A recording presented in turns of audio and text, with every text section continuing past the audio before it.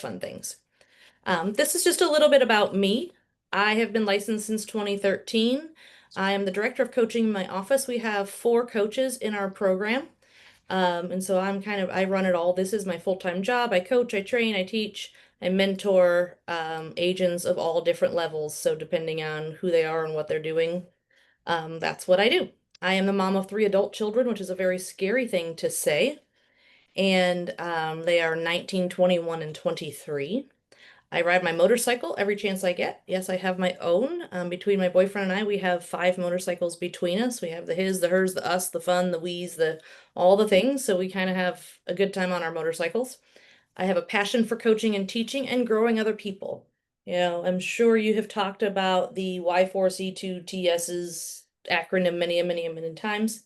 The last S is the success through others, and that is probably the biggest one that resonates with me. So if you pay attention to those things, the Y4C2TSs, that is a big part of it for me. And so here we go. I have been a cheer coach. I was a scout leader. I have 3 Eagle Scouts. All 3 of my kids are Eagle Scouts.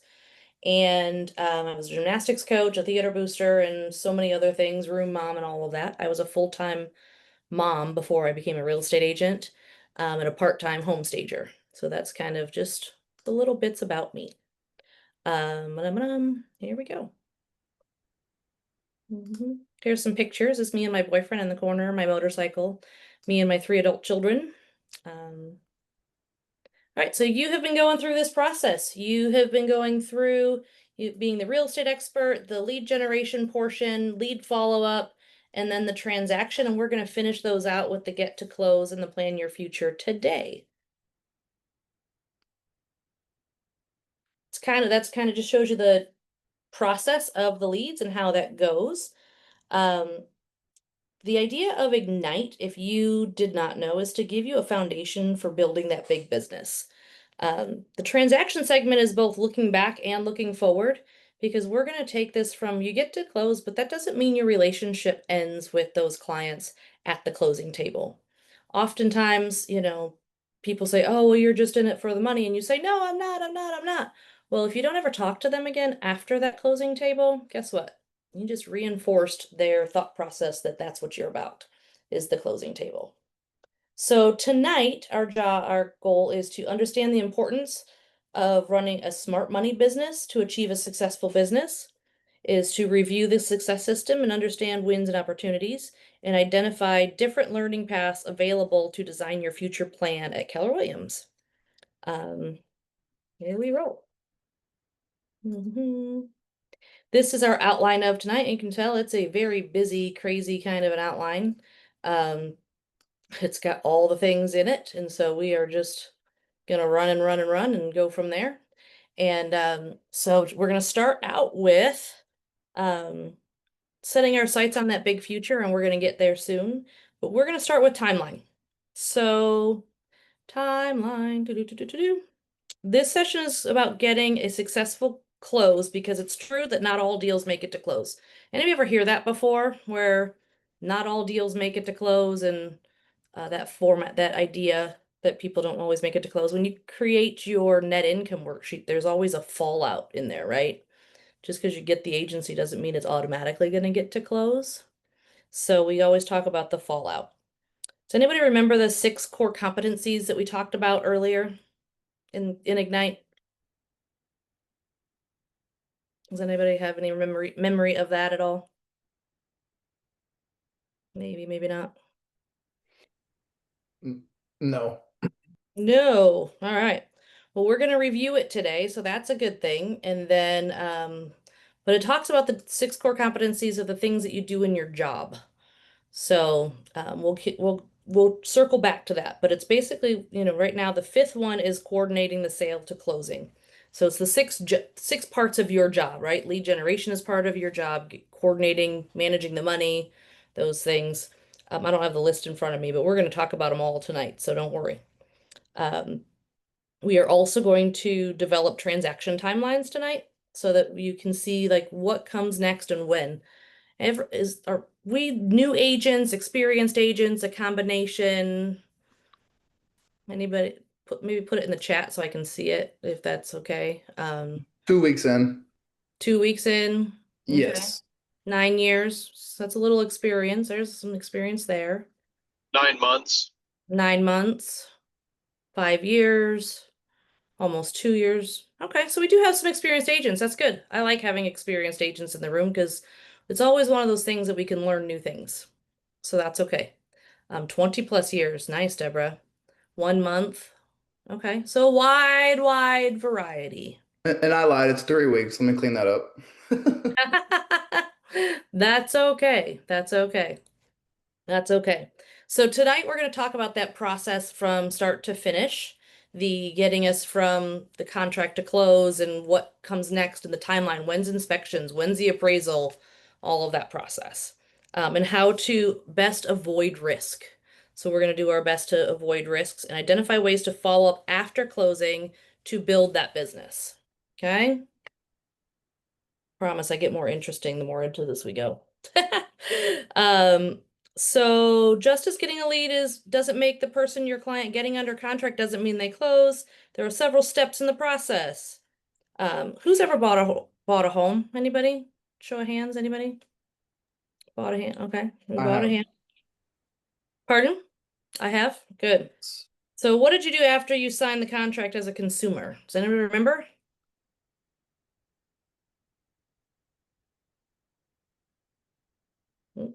After you sign the contract, Mm-hmm. the purchase agreement?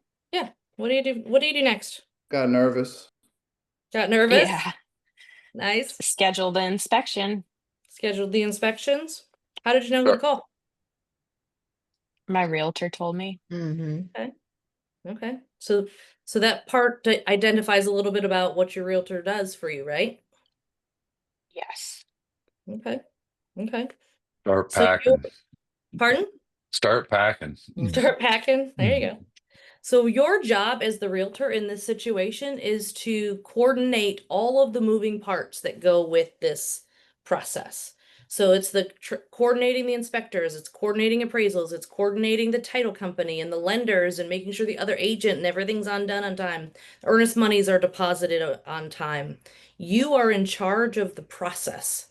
Um, it's not your client's responsibility to know when all of those things are. It is your job to know that and to keep them in line and say, okay, tomorrow and this needs to happen. Don't forget you need to change over your utilities and make sure all of those things happen. So we're going to work on building that timeline. All right. First things first, we're going to talk about, the real estate transactions. So the real estate transactions aren't particularly trouble-free. It's a strenuous and trying time that requires all the attention and effort you can command. That is Mr. Gary Keller from the Millionaire Real Estate book. Anybody ever read that book? Yay. If you have not read it, then I would say do that sooner than later because it's a huge thing. It's got all of the information that you need to know. So I would read it sooner than later if you have not. All right, so deadlines and contracts. So since we are of multiple states and multiple MLSs and boards and things, I don't know all of your contracts. So this is where that participation comes from. In your contract that you have for yours, there is a timeline in your participant guide. So if you have your participant guide, there should be a blank timeline in there. You see it? Everybody finding it? Should look something like this, but blank.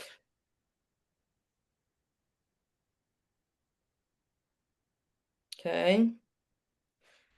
We'll go back to the instructions. So you're going to use that timeline in your guide, and you're going to put like day one. What is the day the contract? That is the day that everybody signed between the buyer and the seller and said, we're going to buy a house. Okay. And the end is your closing date. And then all of the things that happen in the middle. Okay. Now every contract is different. Here in Kansas City, we have 3 days typically to drop off earnest money. So that would be on my timeline. Okay, within 3 days, we've got earnest money deposit. 10 days is our typical inspection period here in Kansas City. Right? Appraisal usually has to be completed, I think it's 7 days prior to closing. So I would back that up from closing date. So use your participant guide and kind of think of the things that come in the contract. What is in the contract that you're in your area that would affect your timeline that you need to be aware of? Anyone want to share anything that they know of off the top of their head or that they want that they want to say? Due Inspection. diligence. Due diligence. Well, what is due Right. diligence? It's uh, an agreed upon amount of time for the buyer to do whatever they want to learn about the house, the location, and it's discovery time for the buyer. Okay. And does that have a normal timeline on it for you? It's negotiated during the contract, but it's typically a week or two Okay. after signing. Okay. So here in Kansas City, we call that the inspection period. Mhm. It sounds like it's the same concept. You can do all the inspections you want, have anybody in there you want. Our default is 10 days. However, it's got the default of 10 days and you can change it if you would like to, but the default is 10 days. Anybody else have anything else in there that maybe I haven't mentioned or that's different for their area that they can think of? Financing, Financing, okay. So you have something written in your contract about when they have to have financing? yes. Okay. Does your area not do pre-approval before they write offers around there? Yes, we do pre-approval. Okay. So you have the pre-approval before and then you have the lock-in basically of the financing. So Correct. Once we go under contract, then they, like the cleaning crew is here at my office. It's late here, so she's coming to pick up my trash. Um, okay, so financing would be one of them. So where does that fall in your timeline? it needs to be secured, I think 10 days before closing at the latest. Okay. Okay, so you would write that in. Can you see my cursor? Mhm. Okay, so I No, would write that in. I would count back from closing, whatever that date is, right? right, right. Right. You have So, to secure it. yeah, fabulous. So then we're going to move on to who is involved in this transaction. Transactions in general have many, many people involved in them. So in your participant guide, I believe there is a spot for you to write down who would be involved in your transaction outside of yourself, outside of the client. Maybe put it in the chat or say it out loud if you want to, kind of brainstorm together. Who is involved in the transaction? Title company. Title company. Mm-hmm.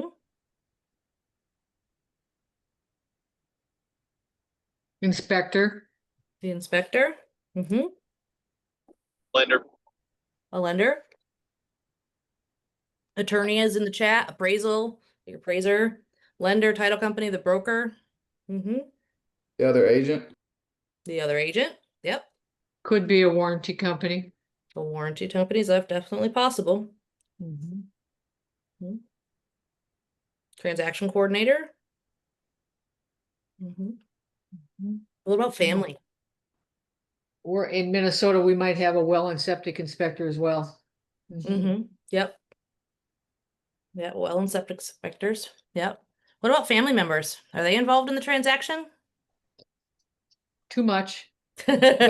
Sometimes they are, right? Sometimes they're there. So if, you know, one of the big questions that somebody advised me years ago is not just are you and your spouse going to be at the meeting, but it's asking the question, are all of the decision makers going to be at that initial meeting?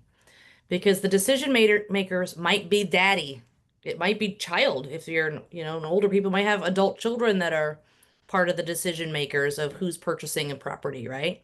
So there's different decision makers, even if they aren't on the contract, or maybe somebody's buying the house for somebody else to live there. So finding out and making sure all of the decision makers are there and a part of the conversation and not,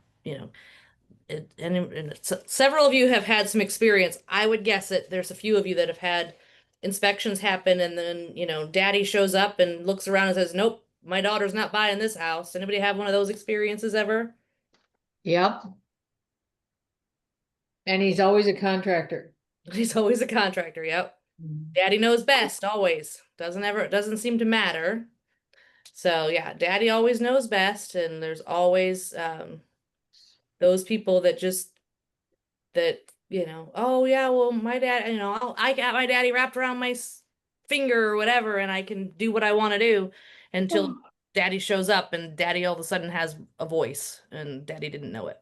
However, you can use daddy against them sometimes. Be friends with dad or mom or nephew. And I'm using that as a generic term, really. It's whoever might be having a vote in this process. But I had a client once where we were out looking at houses, and it was one of those markets where everything was just flying off the shelf. Like we'd put in offers on multiple properties, didn't win any.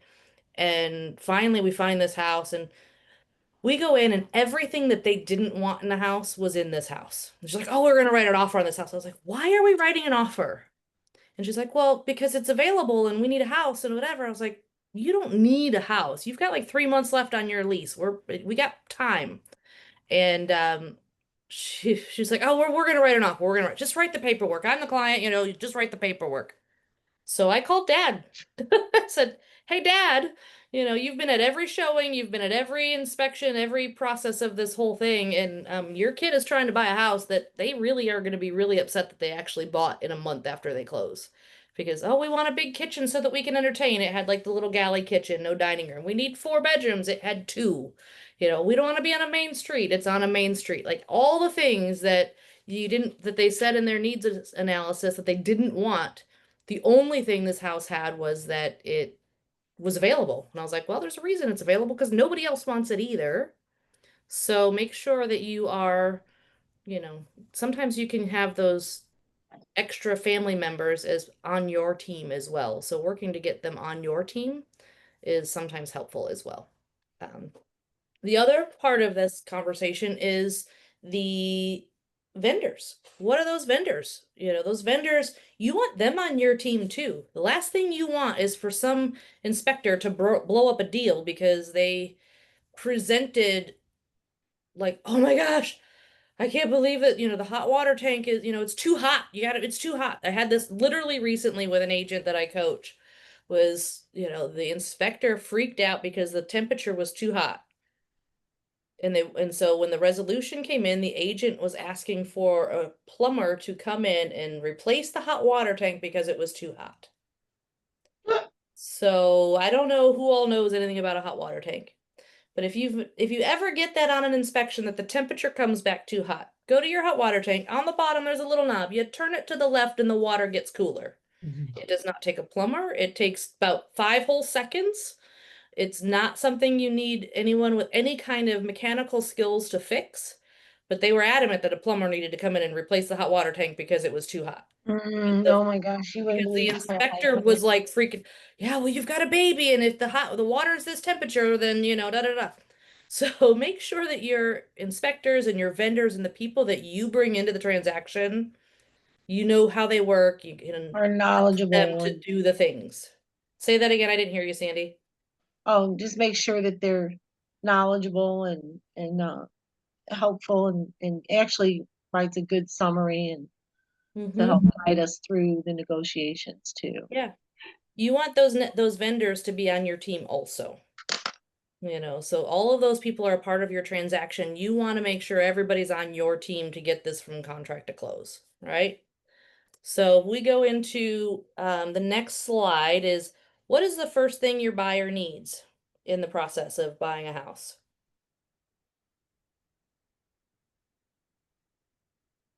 Anybody? Willing and able, pre-approval. We're talking after they get the contract. We're talking Oh. from contract to close. Sorry, that was not clear. Escrow money. Escrow money, so the earnest money. Copy of the executed contract. Okay.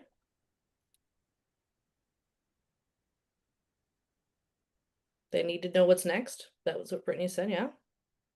That's helpful. They need a lot of hand holding. They need a lot of hand holding. They need inspectors, typically right away.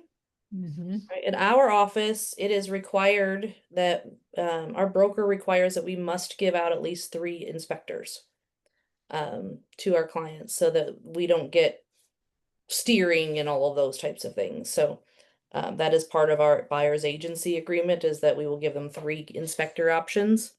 Um, so, and then the first thing we have to do is then work on scheduling that inspection once they choose one, right? What do the buyers need to know and do?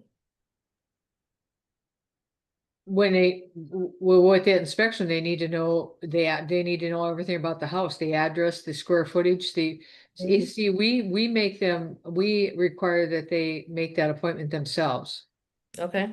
because of their schedule and they're making the choice. And Mm-hmm. they need the square footage, they need the listing agent's name or company so that the inspector knows what, where to call, the MLS number. They need the information about the house to pass on to the inspector. Okay. Mhm. Okay. Um, Part of what they need to know is the cost. They'll need to know cost, so kind of what to do. Does everybody do a buyer's estimated expense worksheet or something along those lines when they meet with a client the first time? When they're doing their needs analyses and their expectation setting? Mm-mm. So one of the things that I highly recommend, I don't know if it's everywhere, there's an app called Palm Agent. It's $9.99 a year. I've seen lots of deals in our area. Maybe this isn't a nationwide thing. In our area, we've had lots and lots of deals falling apart because they don't know what their mortgage payment's going to be, because they get the pre-approval and they buy a house, and then after the lender doesn't do their mortgage payment estimate until after the contract comes in.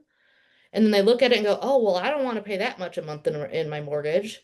And then they walk away from the deal. Um, So having that knowledge ahead of time and that needs analysis is of value for them too. Our lenders usually prepare a pre-closing document. I mean, it's not the closing disclosure because that can't come out until, Right. 3-5 days before close. But I always have them prepare a proposed closing costs and mortgage amount. That's a good thing. Around here, lenders don't do that until after they get the contract in hand, which is too late, because then if they end up with their mortgage payment too big, Mhm. and they walk away from a contract, now everybody's in trouble. You're in trouble, the seller's agent's in trouble, everybody's in trouble, because they're like, "Oh, well, just because my credit score says that I can afford $1 million house doesn't mean I want to pay the mortgage on $1 million property." So Mhm. having that knowledge is important. So depending on where you live, that may or may not be something to think about, because that's always a part of it. So there's some other questions on here. I think they might be written. What was that you were talking about, $9.95 a year? It's called Palm Agent, Palmagent. It's an app. Somebody raised their hand. I see that you raised your hand. Go ahead and talk, whoever you are. I just see the Oh, little hand gesture. I was just wondering, what the name of that form was again that you talked about, buyer's expense. Buyer's Estimate. estimated expense worksheet. So our board has one. I'm gonna put it in the chat. But um it's basically, it goes through, okay, this is what you could think about spending on inspections, this is what you're gonna pay the title company, this is what your, prorated taxes and insurance and all of that's gonna be, that's gonna need to go in the escrow account. It's, that type of thing. But the name of the app that I use, I don't know if it's available everywhere, so don't hold me to that, but it's called Palm Agent. I just put it in the chat so you can see it. However, it is there. It's $9.99 a year, and you literally put the numbers of the price of the house, who's paying what in commissions, any fees that you have, and then it goes doodle-doodle, and it gives you the expenses and what you're going to pay in your mortgage, and if you're paying a mortgage insurance or any of those things automatically. And then you can even make it a PDF and have them sign it so they can acknowledge that they have seen it.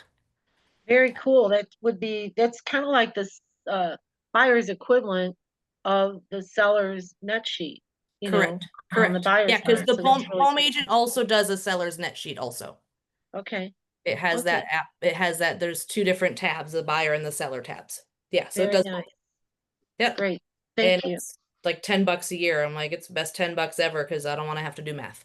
So It's Most only importantly- $10 a year? it's $9.99 a year. Oh, I thought you said $99.99. No, $9.99. Okay, sold. I should be So getting commission on this app because I recommend this app to lots of people all the time. Very is there a cool. difference between Palm One and Palm Agent, or is that just something totally different? I Palm- don't know. I just know that mine is called Palm Agent. Let me see. Is it like two, Oh, mine is called like two Palm little Agent houses with a 1. one underneath it? Yeah, it's called Palm Agent 1. And it's got like a Most little importantly, when you hit calculate, does it make that noise? the do do do do. I don't know, but I can record it for you if you'd like. All right, so I'm gonna move on from my handy dandy little app because we're gonna get going because otherwise we're gonna way run out of time. So, all right, so then we've got more timelines to figure out, right?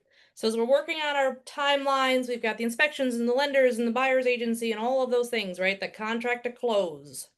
So having that filled out and what your area works for your contract is important. The next part of it is what communications do you need to have? Who do you need to be talking to? And if it doesn't happen, what is your follow-up system? So so somebody say, your buyer is responsible for setting their own inspections and you're coming up on your inspection date. How do you follow up? Do you set a timer on your calendar that says, hey, we're 7 days into our 10-day inspection period. We need to get this done right away. Who's the reminder and how do you follow up with them if that doesn't happen? Well, we have our inspectors copy us on everything too, so, and But if sure. if the share buyer that. never called them, what's your follow-up Well, process? then you call them, yeah. Okay, yeah. Because you want that done within 24 hours, yeah. I Right. mean, the appointment made. Right, right. And that's the idea is what is your follow-up system? So kind of thinking about what are you going to do if it doesn't happen? Whether that's okay, the appraiser's coming and the lender, you're waiting on the appraiser and they haven't calling the lender, At what point do you call and do you send reminders and do you ask for those things, right? So making sure you have some sort of check and balances system to make sure that the things that are happening don't happen.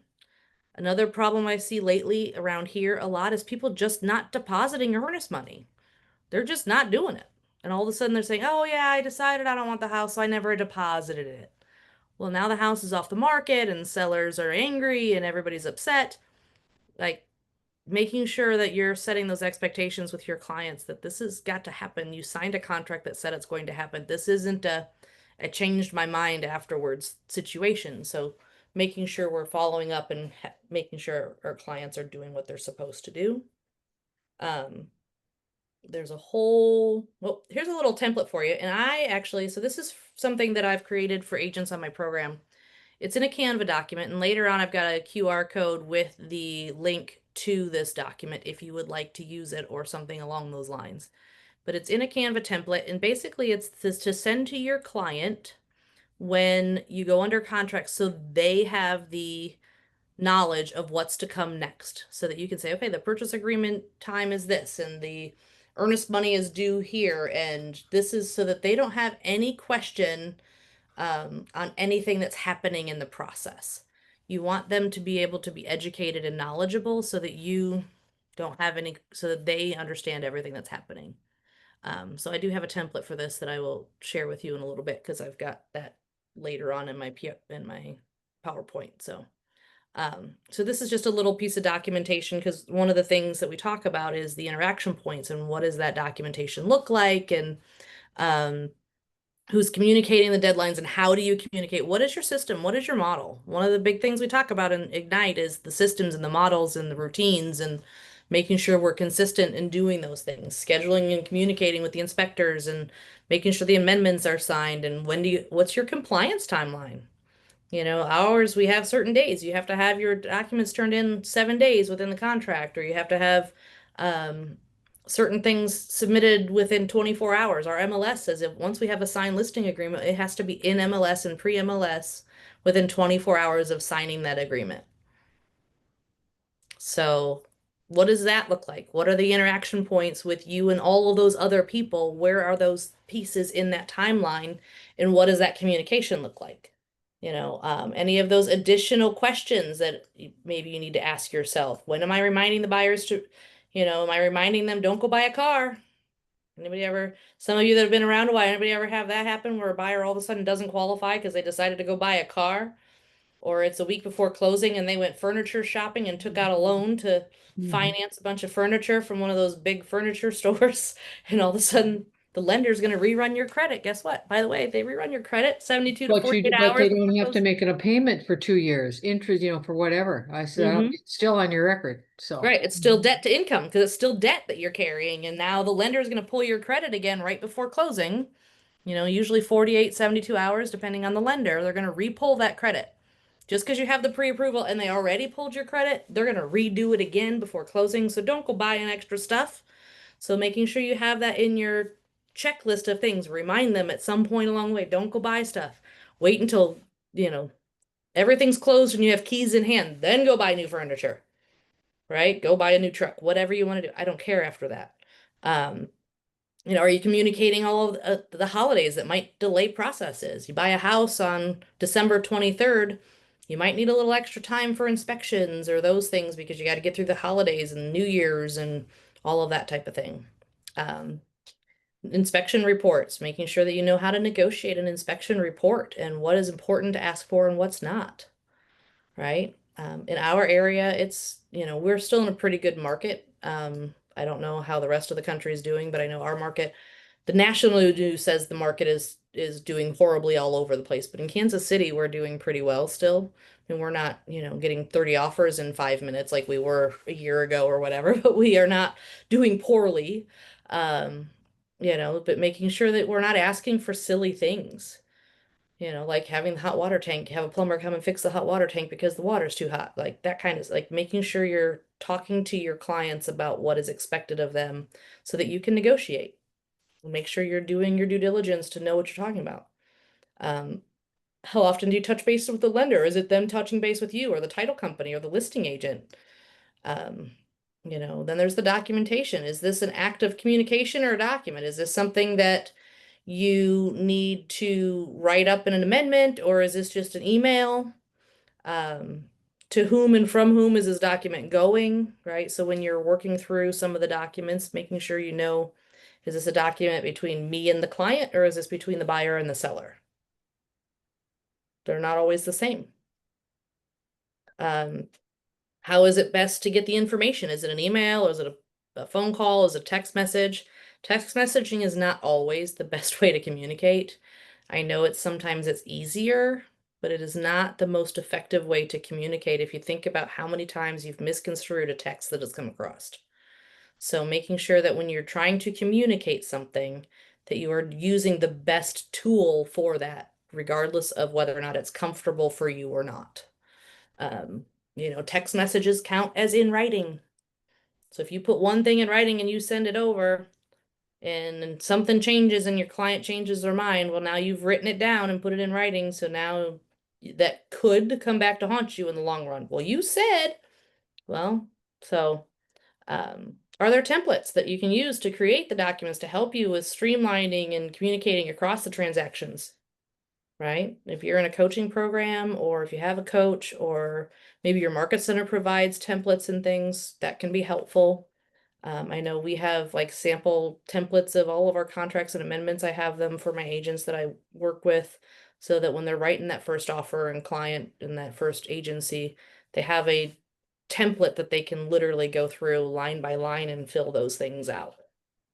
And if you don't have one, or if there's not one provided for you, you can make one, create one, sit down and make one so that when you go to write those offers, especially if you're a newer agent and you're not familiar with it, or even if you're someone, I've got a dyslexic child, right? So maybe it's a dyslexia issue. So maybe it's easier to just copy over from one to the other. It doesn't have to just be a new agent thing to have a template to help guide you through some of those documents. We also are um, one of those cities that literally every year our documents seem to change Not always drastically, but they all change somewhat, so it can be confusing if you're not keeping up to date on the documents that the board is using at the moment. So, but anyway, questions so far, anybody? We're doing okay? So far, so good. All right. In case you aren't, or in case you're, keep following along in your participant guide, we're on page 19.6, by the way, in case that helps. But we're going to backtrack to page 19.3 because we're going to go back to our timeline. So if it fits in your language or your timeline, make sure that you're adding things that maybe are for you as an agent. So we talked about like, what does the contract say, right? When's the inspections? When's the appraisal? When's the loan due? When do you send your reminders to have all of their utilities changed? When is that on your timeline? Making sure your personal business practice standards are in your timeline too, right? When do you do that final walkthrough? Is it the day before, the day of? Is it a week before? What does that look like, right? Do you have personal standards that you do? When do you send a survey of how you did? When do you ask for referrals? Where is that in the timeline? What does that checklist look like? So coming up with that timeline and creating that is a big part of this process today. All right, so now we're going to move on to sellers. So who's involved in the seller's transaction? You can put it in the chat or you can say it out loud.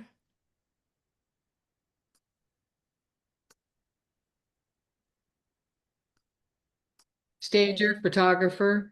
Stagers, photographers, yep. Cleaning crew. Cleaning Yeah. crew, There might be contractors. might be contractors, a CMA. Yeah, that's not really a person. It's a step, but it's not really a person. We're talking about people that are involved in the transaction that aren't you or the seller. A lot of the same things that we used as the buyers, right? The Mhm. inspector, the transaction coordinator, you're gonna have to deal with the lender and the appraisal. You might be Mhm. dealing with another agent because maybe you're in a chain of contingent homes that are closing, so you might be juggling closings and transactions from one side to the other. That's a possibility as well, right? You might have flooring people, you might have window cleaners, you might have locksmiths if you need to change locks. There's all kinds of different things that could be involved in there. So it kind of goes back to the, making sure that everybody's on your team. What's the first thing the seller needs when it goes under contract?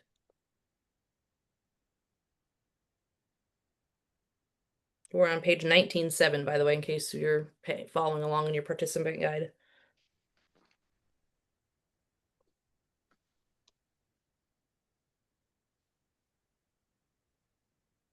So let's skip down to the bottom questions. What does the rest of the team, the other agents, the other lenders, the inspectors, what do they need to do and to take action on, and how do they get notified?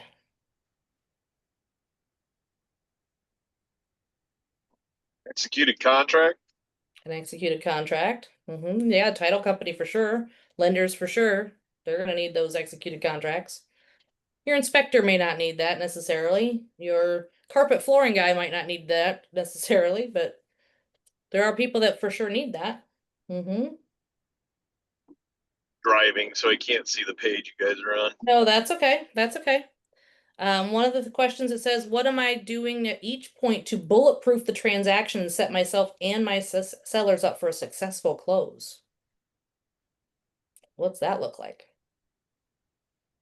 Are we confirming that our earnest money deposits were deposited? Or are we just assuming that the other agent's doing their job?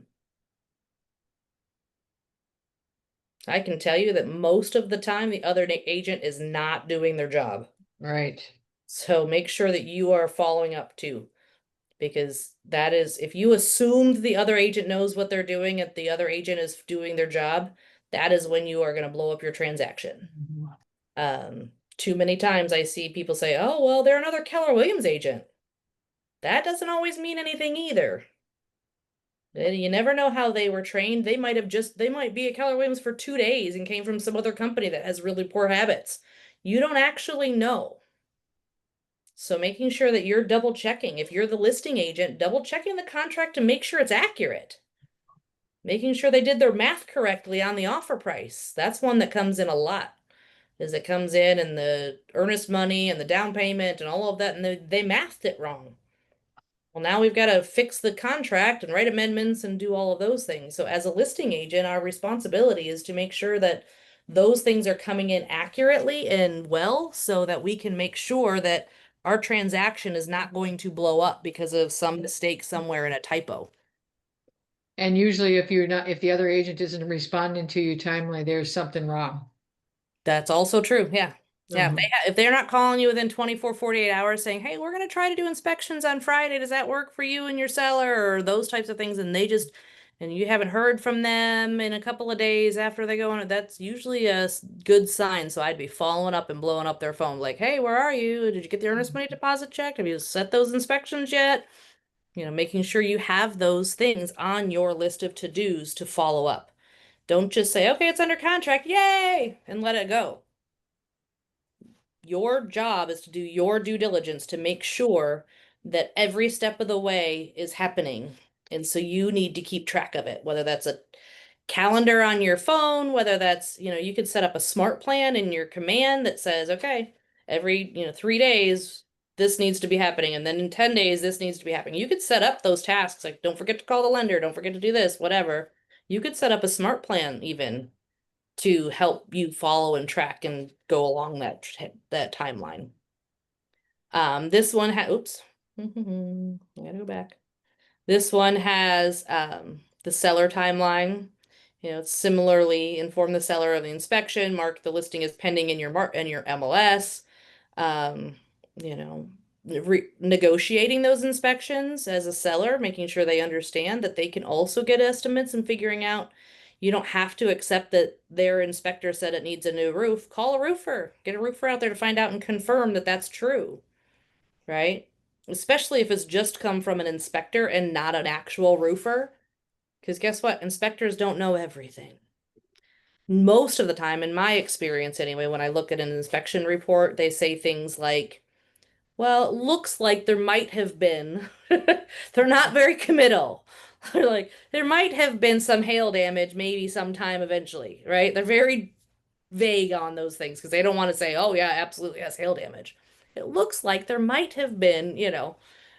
So as a listing agent, then I'm going to call my roofer and confirm that that's true or not true. I haven't been on the roof. I don't know for sure. So I need somebody who can tell me for sure. And then what does that cost look like before I agree to fix it? As a listing agent, I want to make sure that I am doing my fiduciary job to my client and making sure they know what it's going to cost, right? Maybe they don't have the money, or maybe they don't have the money in their proceeds or whatever, but making sure that everybody knows what's going to happen and nobody's surprised at any step of the way. So that's a big part of our job as agents is to make sure that there's no surprises. You want to make these transactions as smooth and easy for your clients as you absolutely 100% possibly can. There is no perfect day, but we're going to do everything we possibly can to try to make that happen. So, um, so that's a big part of it. So there's that timeline. I have that same type of form, but the seller's side, so you'll get a copy of that as well if you'd like it. So just basically you can send it in a PDF to your client and say, or print it off and hand it to them and say, hey, we're under contract. Here's the details of the property and everything that's in that gigantic 16-page contract and all the legal mumbo jumbo. Here's the nuts and bolts that you need to know.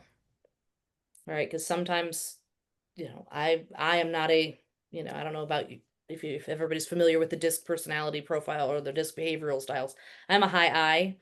Reading those contracts is tedious. I don't want to read all the fine print. So if my clients are like me, then I just want to give them the bullet points. Like here's the important things that you need to know. And that's all you need to know. So that's there. And then there's the interaction points again, kind of talks about what do those interaction points look like, communication of those points, sending the contract to the title company and those step lists. If you do not have a checklist of some sort, whether it's computer generated or from your market center or somebody else, create one, make one. Ask ChatGPT to make you one. Ask whatever it is to make you a checklist of the steps in a contract so that you don't miss steps, especially if you're new. I had somebody say, "Oh, I didn't realize I had to make sure that earnest money was turned in," and it's like the day before closing, right? At what point do you need to turn things into compliance? What are the rules in your office? Making sure you have that so that you can make sure things are done so everybody gets closed and paid and all of those things on time. Because I don't know about you, I like getting paid. I like getting paid on time. I don't like waiting 6 months because I didn't turn in my paperwork or whatever that looks like, right? This talks about the documentation timeline. Again, it's the different points that different documents and things are there. And is this an act of a document or is this just a communication? I don't need a document to tell me when the inspection is going to be. I just need somebody to tell me when it's going to be so we can set that up with the client. You don't need a piece of paper that says that. However, if you're changing lenders or you're changing price or you're changing closing date, that might need a document. You probably need some sort of amendment to do that. So making sure that we know the difference between how we need to communicate things. And what does that look like? Is it an email, a text, a phone call? Is it through DocuSign? What's the plan for follow-up after the document's been sent? What if it doesn't get signed right away? All right, you sent a counter offer over, to the buyer and they don't sign it right away. Then what? How do you follow up? What is your system? What is your plan? Too often agents say, "Well, I sent it. I don't know what happened." Well, check, find out, make sure you know. So that's 19.6 if you're following along in the participant guide. Any questions so far? I know I'm kind of breezing through this. Some of it's repetitive from the buyers and the seller side, so I will keep going. All right, command, making sure you're using opportunities in command. If you do not know how to do this, make sure you learn. This is a key important thing, and I know in our market center, we are all a DocuSign, and I know Keller Williams is a DocuSign, but I know there's a few offices here and there that aren't DocuSign committed. But if you start your opportunity in command, then it connects to DocuSign, and I think it still even connects to .loop to create your documents, and then they can talk to each other. They're not automatic. You have to add it to command for your opportunities and for those things, but getting it submitted to compliance is a big deal in making sure that it's all there. In your reference guide and your participant guide, there's a website called answers.kw.com. If you don't know how to create an opportunity and do those things in command, there's YouTube channels for command and all of those things and how-tos. So if you don't have access to that education in your market center for whatever the reason, you can YouTube channel it. There's a website called answers.kw.com that can help you. So learn. And you want to learn before you need it, honestly. Something you want to figure out how to do. You can make a dummy one and just put a note in there that this is a Jane Doe or whatever. Your market center will understand that you're just practicing. You don't have to not know how because you're afraid. You should just make a Jane Doe and make one just to see how it connects and how it works so that you're prepared when the time comes. Nothing worse than when the buyer or seller and you need documents and you're like, I don't know how to get the documents and I don't know how to fill them out and I don't know where to find them. Well, practice. Make sure you're prepared with those things. Ahas. Anybody got any ahas for us for this first segment? I think for me, I'm gonna go set up a smart plan like you mentioned, and at least put together, a form email, if you will, for a buyer and seller transaction, and get a list of the desired parties that I'd like to have on a single email that is the transaction thread, if you will, so that you have title, lender talking, buyer selling and listing agent all talking to each other on one email chain instead of having like 6 different emails going. And, kind of having a reminder to myself of, I need the lender, but who's the lender's assistant? It's really the one that I'm talking to, and then having both of them on there. But that was just something I thought of. Yeah, yeah. Actually, I have another Canva form for that exact purpose. I'll throw it into the file so that you guys can have that too. That you can literally go and you take that document, you put in all the details. Here's the buyers and the sellers' names and who's closing where, and if there's transaction coordinators on both sides, et cetera, et cetera. And then you attach the contract and all the documents to it, and it all goes in one package to everybody in the party. And again, it creates that singular email thread with all parties involved with all of the information in it. I'll put that in the Google Drive because the link that I'm going to send you later, it's a Google Drive with different files in it that we're going to talk about throughout, so you can get to it whenever you want to. Last time I did an Ignite online like this, I sent it for them to share with the agents that were on the class, and then they never got sent, or then it was like weeks later or whatever. So I just created a Google Drive already so that you guys can have whatever I'm going to share with you as we go on. So the link to the guide that I was referring to, which guide are you asking? What guide are you talking about, April?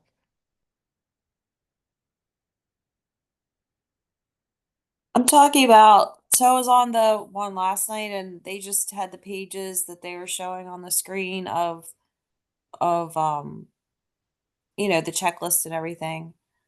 But I guess there's a bigger guide like with all the pages. That's what I mean. I don't know where that's at. Oh, when you're showing your slides, is this coming from a booklet? Yeah, it's on command. Like these slides are all on command. Okay. And most of it, these are, well, most of them are. I mean, I added a couple intros in there, but these slides, I actually took both the 19 and 20 days and merged them together into one slideshow today so that I wouldn't have to go back and forth. But It's in the participant guide that yeah, you most got of it's when in your you participant guide. originally, and you have a link to that guide in the original registration link that you got after you registered for Ignite. Correct. Correct. So that big, huge participant guide, some people print it. I know the agents in our office that are here tonight, there's a few of you out there. We printed them for our agents so they had one. But they gave you an email and a PDF version so that you could either download it and use it or whatever. But most of this information is also in that guide. Some of it's fill in the blank, like the timeline stuff is blank because they want you to literally fill out your own timeline of what happens next. But yeah, most of that's in there. So check there first. Okay. All right. Let's move on. So the next thing is best practices and risk avoidance. Fun stuff. Yay, scary stuff. Risk avoidance. Woohoo. Page 19.8 is where we're at in your participant guide if you're following along. Risk avoidance. Communicate clearly and often every step of the way. You want to make sure that you're being transparent. That's a big thing because being transparent can only get you in trouble. Now, that doesn't mean you need to give information if you don't have answers before you have answers. That doesn't mean hurry up and call somebody and give them answers before you know the answer. So being mindful of those things, but you want to communicate regularly with your clients and regularly with the other agent and the other people in the process. Setting expectations up front. I highly recommend, and I know you guys talked about buyers and sellers presentations and those things. Setting those expectations from the very, very beginning will help you throughout the transaction to make it an easier, smoother process. If your seller already knows what the inspection timeline looks like before they're under contract, they know that, like in Kansas City, it's 10 days. So there could be anywhere in 10 days. Like, so as soon as we go under contract, there's going to be inspectors coming into your house. There's going to be roofers on your roof, those types of things. Them knowing that versus being like, oh, well, I didn't know after we went under contract, there was still going to be people coming in my house, right? You want to make sure they know that. You want to make sure they understand that and they know what to expect. And make sure they know that when that client, that buyer comes to the inspection at the end, that they're probably gonna bring mom and dad and all their friends. Mm-hmm. Yep. Yep. They will bring everybody they know and that they're going to be there and that, like in Kansas City, it's not an everywhere thing, but like in Kansas City, it is customary that the seller is not home when inspections happen. I know there are other areas that I've heard of that the seller usually is there. However, what is the customary thing to happen in your area, right? Um, make sure that they know that. Make sure they understand it because that's the last thing you want is for them to be struggling because they don't know. So whether you have it in a booklet or in a PowerPoint presentation or you have it just in a checklist to give them or whatever it is, having that conversation before is going to make sure everybody's on the same page throughout. Number 3 says to maintain your professionalism throughout the process. This is a big thing.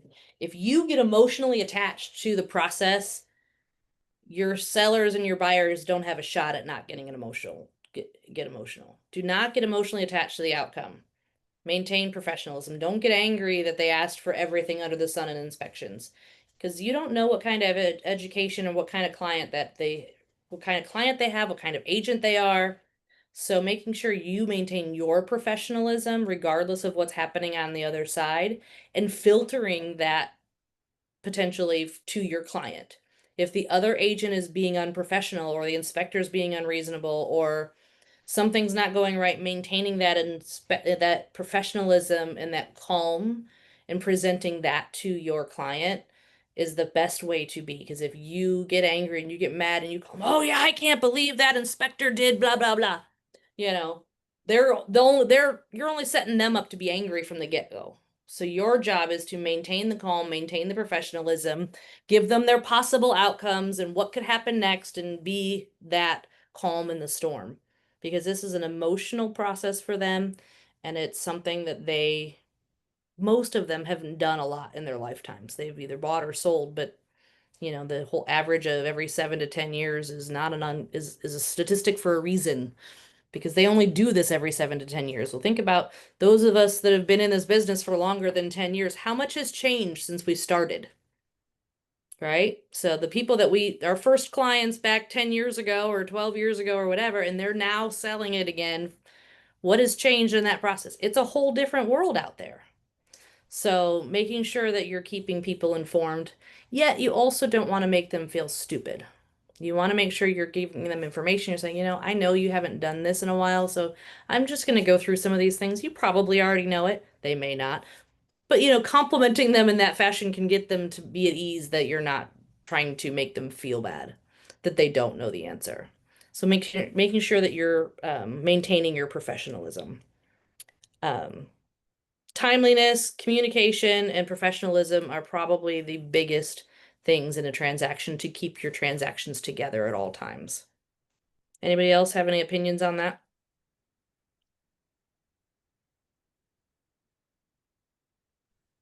That was good stuff. Thank you. Keep it coming. Yeah, All right. can you enlarge that, Misty? I can't read that. It should be on page 19.8 for you in your 19.8, yeah, okay. I haven't got my manual up, so, okay. but it's communicate clearly and often, set expectations up front, and maintain professionalism are the main things. So, all right.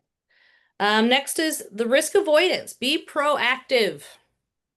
Looking at your timelines and answer the following questions. Where is the deal at risk of falling apart? When you made your timelines, when you're looking through that timeline, what are the big parts of the contract? What potentially could make it fall apart?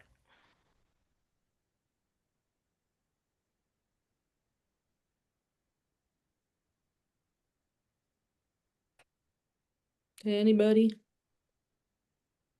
Well, if you're not through the inspection timeline, a lot can happen there.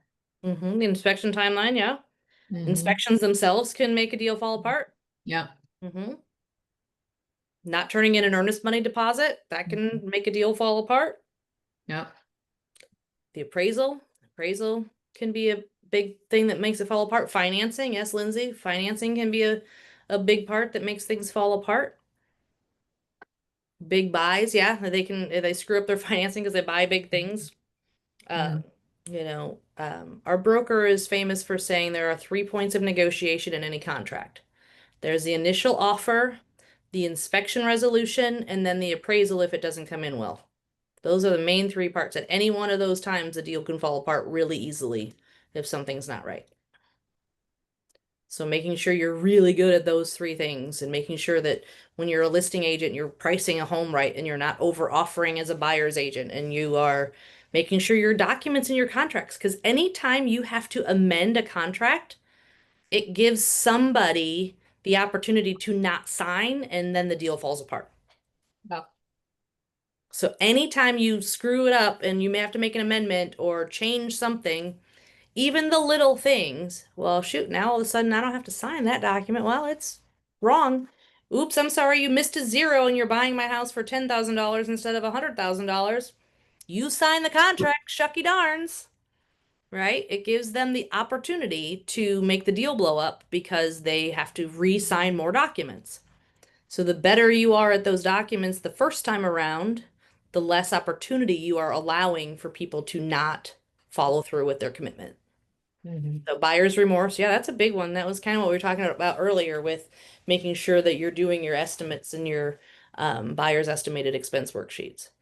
The other part of that is making sure that your sellers understand that you have no control over what the buyer is going to do. All you can do is give them your best advice and the options of the outcome of whatever it is. They're going to do inspections, and these are what they could do. They could cancel the contract, they could renegotiate, or they could take it as is. Like, this is what that looks like, right? What is the possible outcomes of every situation? What are best practices to keep the deal alive?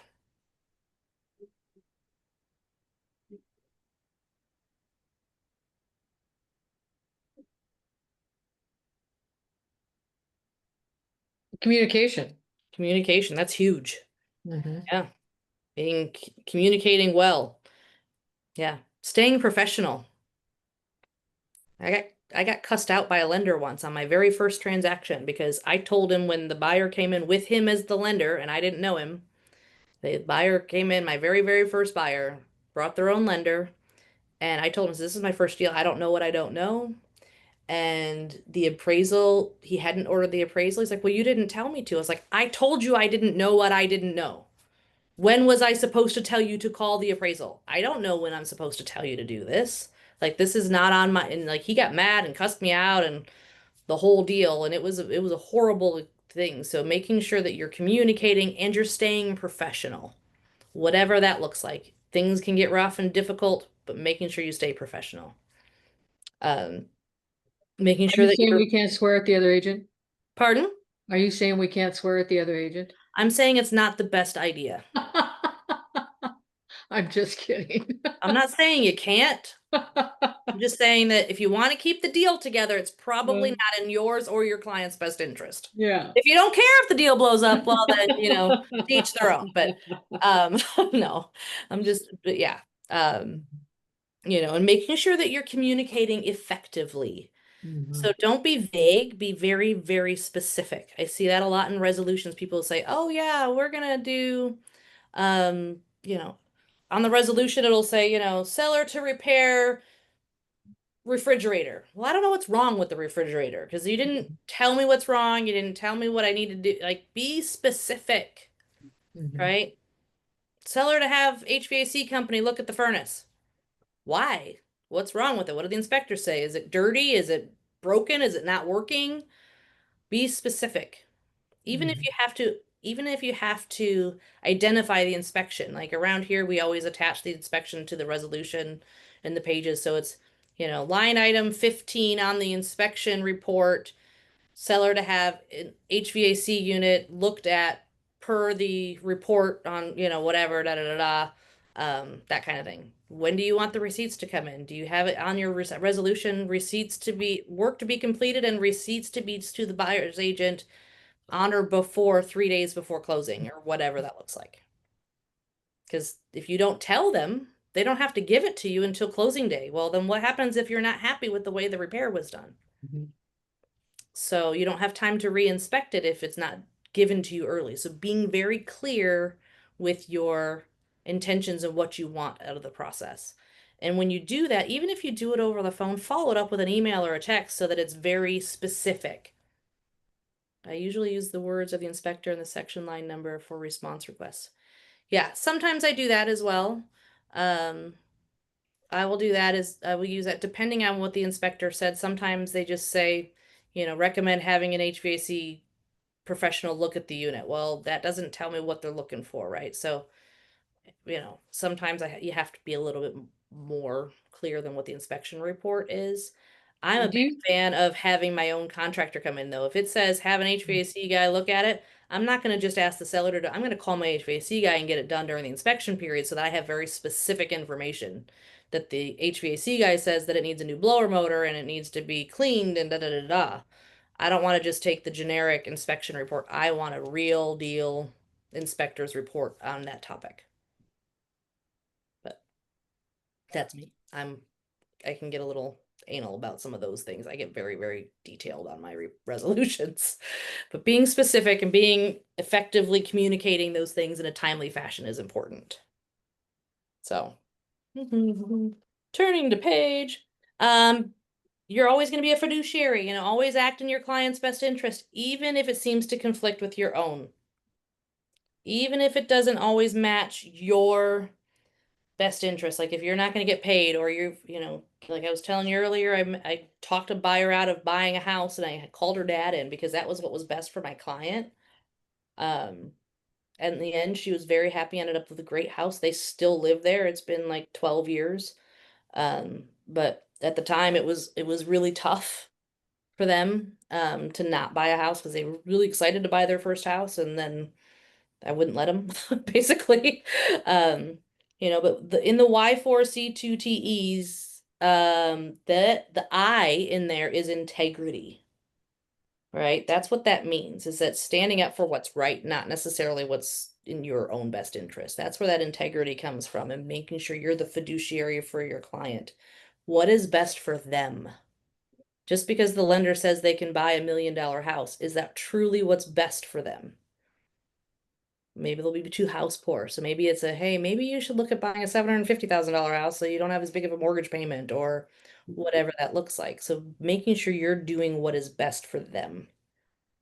Anybody else have any examples of things that they've had to talk their clients into or out of that was in their best interest?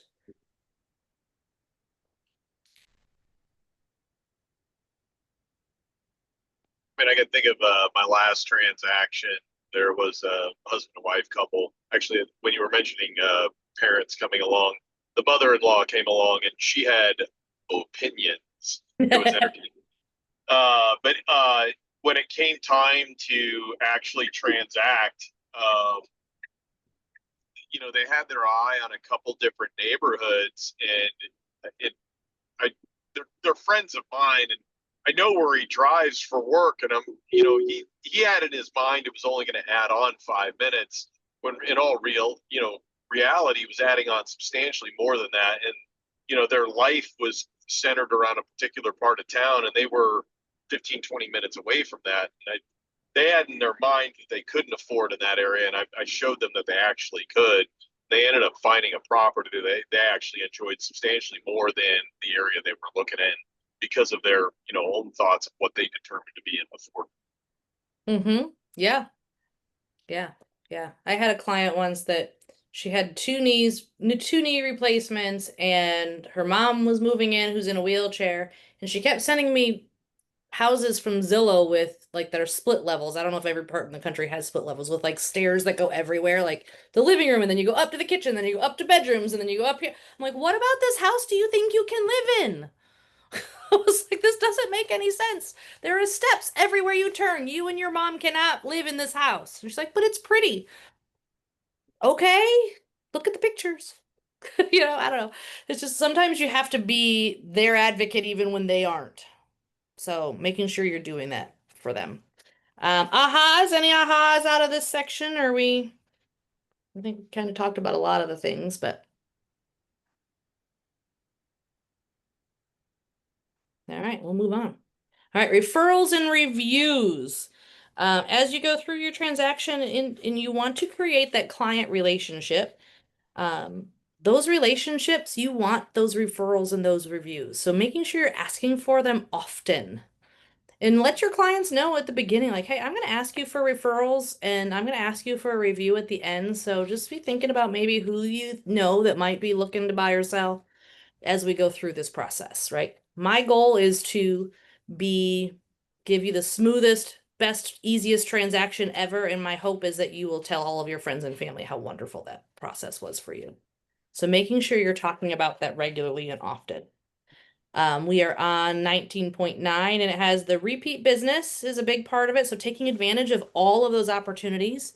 As we talked a little bit about earlier, I said something along the lines of, if you don't talk to your clients after you close, you have literally just reaffirmed their thought process that you are only in this for the money.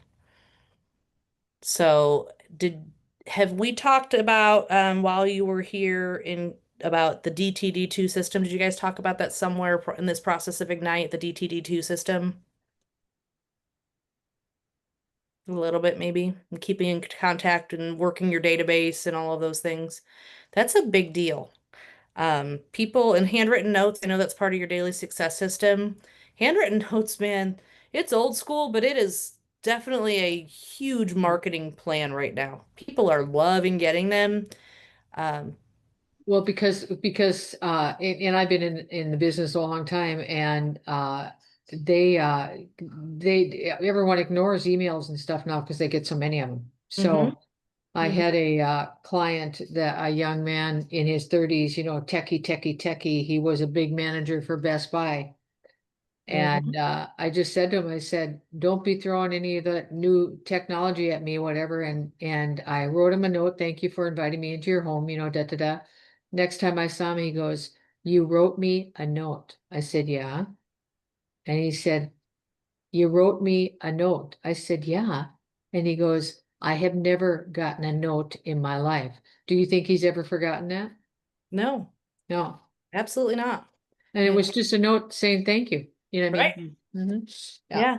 I had a client once that I met at an open house. She came into the open house right at the end. She's like, "Hey, I just found out this last week my husband's getting transferred. We're going to be moving to Chicago. I'm going to need to sell my house. Can I get your information?" She didn't care anything about the house that I was in. We were Yeah. at the end. I gave her my information. I got hers, and I started following up. I called, I emailed, I wrote notes. I did all the things. Mhm. 18 months went by. Never Mhm. did she respond, never did she reply. Never did she fall. I'm like, they probably moved to Chicago long ago. I was waiting for the notes to start getting returned to sender, that kind of thing. And I get a phone call, and I remember this timeline very, very vividly. It was a Tuesday. She called me. She's like, "Hi, I don't know if you remember me, but we met at an open house a while back, and I've got your notes next to my bed, your magnet on my fridge, and your card on my desk, and we're ready to sell our house. Can you come over tomorrow?" Uh-huh. I showed up tomorrow. They had moved, but the house is vacant, new carpet, new paint, new everything. We signed it on Wednesday, pictures Thursday, listed on Friday, sold on Saturday. Mhm. 18 months, never did she respond, but she had literally taken all of my notes. She had them in a rubber band and she had all of the little notes and everything I'd sent her, the Christmas cards, the whatever, in her nightstand of her next to her bed. Yeah. Well, and like I said, in this world today with the technology, Hmm. people they like that because it's so unusual that they Right. get something like that. Yeah, that old school handwritten note is a huge thing. Just, I mean, Mhm. if you think about it, you go to your mailbox and you open it up, what's the first thing you want to open? Yeah, Open the something that's little card handwritten. that has Yeah. your name on it that somebody wrote. Yep. Then you take the little note and you go put it on your refrigerator, on your fireplace mantle. And now you've got physical real estate in someone's home Mhm. because you wrote a little card. Mhm. It's huge right now in marketing and it is making a world of difference. You think about how many Christmas cards you used to get in the mail a decade ago. I used to get hundreds of Mhm. them. I'd send hundreds of them. And that last year I got 3. Uh-huh. Yeah. But you got all kinds of text and emails, didn't you, Yep. saying Merry Christmas? Yeah. Yep. Yep. But I got 3 in the mail. Mhm. Right? So if you were sending that to your client, I even hung the one up from my dentist, by the way. So, people love that type of thing. So if you are not utilizing that, um, Mhm. you are missing the boat on handwritten notes. I don't care if you have horrible handwriting. One of the things that I have in my folder that I'm going to share with you towards the end of this session is a list of ideas for writing handwritten notes Mhm. that I have typed up. It's like a page and a half of just random things to talk about in a handwritten note. Mhm. So then the referral business, asking for referrals, making sure that you're asking for them at every conversation throughout the transaction with your buyers or sellers, asking them, at the close of transaction when they close, like, great. All right, I'm all done helping you. Now, who can I help next? Who do you know? How can I give someone else the service I provided you? Right? Making sure you ask. There is a whole page full of questions and things that talks about that on page 19.9. Does it, if anybody has that in front of them, just some of the quotes that are on there. It says, my business relies on referrals. If you know anyone who is looking to buy or sell, I'd be so grateful if you could let me know. Right? If you wouldn't mind, please tag me on a social media anytime one of your friends posts about needing a real estate agent. Right? Just little things like that. It's the simple things, it's the little verbs, it's the little plugs and the little seeds that will go a long way. So making sure you continue to ask for those referrals. One of the things that I found interesting, and this is a slide I added, so this isn't in your participant guide, and I actually updated it recently, than the information that I had. So the NAR of 2024, obviously 2025 is not out yet. So they do studies every year on where people find their buyers, right? Where did the buyers find their real estate agent? They said 40% of them through a friend, neighbor, or relative. 40% of people are referring their agents, right? 37% of repeat buyers found their agent through a referral. So if you've got repeat agents, they're finding them through referrals as well. 21% of repeat buyers, and when they say repeat buyers, they mean people that have bought a house before and are looking to buy again. So they used a referral 37% of the time, but they used an agent they used last time they bought a house 21% of the time. So the referral is actually getting more traction than the previous agent that already helped them before. Right? Most buyers only interviewed one agent before making a decision, with 77% of repeat buyers. So 77% of repeat buyers only talked to one person before they hired them to be their agent. Real estate agent satisfaction. At least 90% of buyers expressed satisfaction with their agent, responsiveness, knowledge, honesty, integrity. 88% of the buyers would use their agent again or recommend them to others. After purchasing within the last year, 61% of buyers already have recommended their agent. Now, this is where it gets really interesting. Okay. So most sellers, 87% said that they would definitely, 72% or probably 15% recommend their agent. Nearly 2/3 of the sellers have recommended their agent to at least one since their home. However, where is it? 50% of the sellers actually did use the same agent over and over again to buy or sell. 87% were happy and they would. Definitely, the 72 said definitely I would, recommend and use my agent again. But only 50% do. Right? So you got to think about the fact that people are out there doing these things and not using the same agents. Why is that? Because people don't stay in touch. 51% of first-time homebuyers relied on referrals from their personal networks. If they're a first-time homebuyer, they're not hitting Google. So if you're worried about Google reviews, they're not looking at Google. They're calling their mom, they're calling their cousin, they're calling their neighbor, right? So referrals are a big thing. So just, I don't know, it was just some stats that I pulled and that I found that I thought were interesting. 81% of sellers only talk to one agent as well. That's a lot. That's 81% of people only asked one agent their opinion and hired them to be their agent. So, then it talks about taking advantage of all opportunities. Client reviews was in there somewhere. I don't know, I missed it somewhere. Talking about client reviews, asking them for their reviews, whether you use it for social media, whether you use it for your marketing plans, whatever that is, those client reviews can also be helpful because it's almost like having a referral, kind of backs up that referral. So if you get a referral from a friend and then they have a bunch of really positive client reviews as well, it's like having multiple referrals for the same agent. Anybody else look at reviews online? Amazon, whatever, you look at the reviews, right? You check it out. Are there people returning these items? Are they keeping these items? Right? You look at the reviews to find out, was it true to size? Did it fit right? Is the fabric cruddy or is it good? We check out reviews all the time of people. So making sure that you are asking for and getting those reviews as well for yourself and that you're publishing them somewhere. so that people can find them and research you. All right. Ahas. Any ideas? We're running low on time and we haven't even gotten to day 20 yet. We're almost to day 20, but we're not there yet. So I'm going to keep going. Mhm. All right. Post-close follow-up. All right. In order to do that, you have to stay top of mind on the real estate. To get those referrals and to get those reviews, you have to stay top of mind. That's where that DTD2 comes in. That 36 touch plan, making sure you're staying in touch, making sure that you are following that life of the lead, right? We've seen those before, that arch that goes back and forth, right? I think I even stuck it in here. Maybe I didn't. Where you get that life of the lead, right? So if you are only talking to them when they're at the top, you're missing the boat. So making sure you're following that life of the lead. On page 1910, there are ideas listed in there of different things to stay top of mind with your clients that you've had in the past. Anybody have any ideas they'd like to throw out for the group? What is your favorite way to stay top of mind with previous clients? Well, I send birthday cards and anniversary cards every month for whoever's in that month. Mm-hmm. Handwritten, yeah.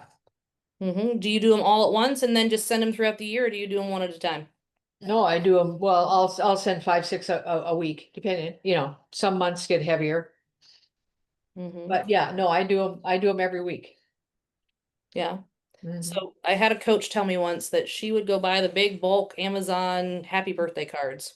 That's And what that I do. Too. in that week between Christmas and New Year's, she Mhm. signs them all and addresses all the envelopes and leaves them open. And then January rolls around, she pulls out the ones that are in January. She puts the date under where the stamp goes. Yeah, that's what I do too. And then Mhm. she pulls them out, and then if she needs to write a handwritten note inside each one or not, or a gift card or whatever, and then seals them and sends them that month. So they're already done. She just sends them all year round. Ah, well, that's a great idea. Yeah, I send them all year round, but I'm not prepared I don't prep like that. I Yeah. prep monthly. I mean, Mhm. I have all the cards written out right now for the month Mm-hmm. of Yeah, November. Mhm. that's good. That's better than 99% of the people out there, I would imagine. Mhm. So, but yeah, she's like, because most people don't want to leave their house that week between Christmas and New Year's, and so she would she would do all of her pop buys that she was going to do for the year. She would prep them and box them up and get them ready to go, and she'd have like a big Rubbermaid tub. This is January, this is February, and she would just Mhm. have it all done. And she spent that week just building that system so that she didn't have to think about it the rest of the year. What a great idea. And Mhm. so, just a little thought for you. Yeah, Cookie drop-offs. Yeah, that sounds like a good idea. Yeah, some cookie drop-offs. drop Anybody by, have yeah. client events? I do a Santa Claus every year. Mm-hmm. Santa Claus. Yeah. Vendor events even. Nothing better than when your client needs a vendor and the vendor says, "Oh yeah, you're going to get a 25% discount because you're one of Misty's clients." Mhm. Yeah. Those are always fun because they're your extension care calls, just checking in, especially if you've got older people in the winter time that maybe live alone, maybe those care calls, or you saw something on social media that, they lost their cat or something, making those care calls, just staying top of mind that it's not just about the check at the end of the transaction. So just little ways to keep in mind. And there's a list of ideas in your participant guide, so we won't focus on it too much, but um so there's the life of the lead. There's the whole life of the lead. I threw that slide in there. I pulled it from another one.